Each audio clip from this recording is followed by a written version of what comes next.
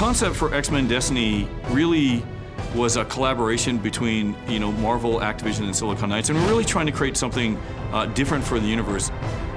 X-Men Destiny is about choice. Choice in the narrative sense, choice with your powers, with your abilities, your play styles, your character. It's all about making the game what you want it to be. There's been a lot of games where you could play, well-known X-Men characters like Wolverine.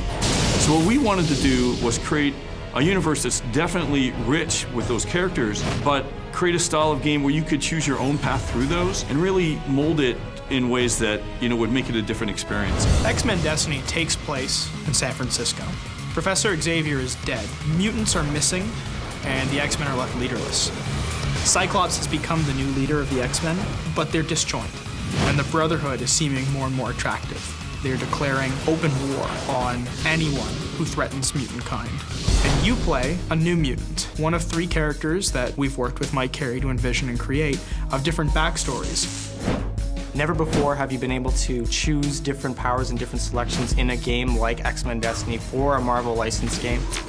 There's a deep RPG system, but it's accessible, and you can customize your powers using pre-existing mutant powers from the franchise, from the Marvel Universe.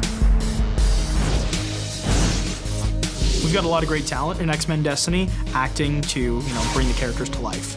We've got Milo Ventimiglia of Heroes fame. It's what being a superhero is all about, isn't it?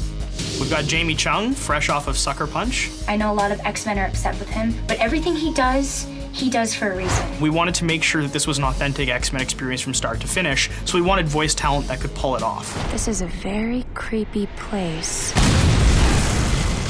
Really, you're taking this new mutant that's discovering their new power, and you're really telling the story of how they play it out.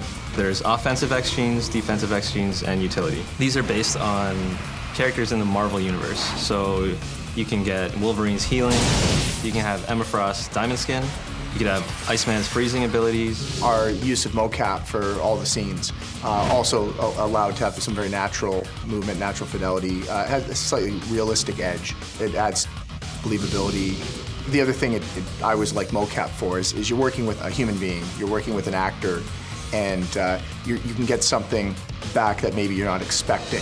In the Marvel Universe, almost everybody is sided, right? You're either a Brotherhood or you're X-Men.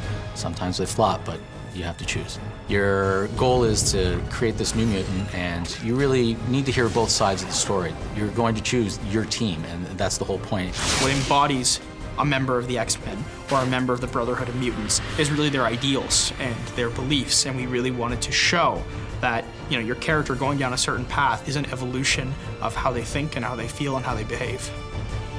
I find that one of the most interesting and exciting parts of the game is really the rich content. We really get to interact in very deep and meaningful ways within the universe and get exposed and explore a lot of that I think really sets the game apart, and I hope gamers like it as much as I do.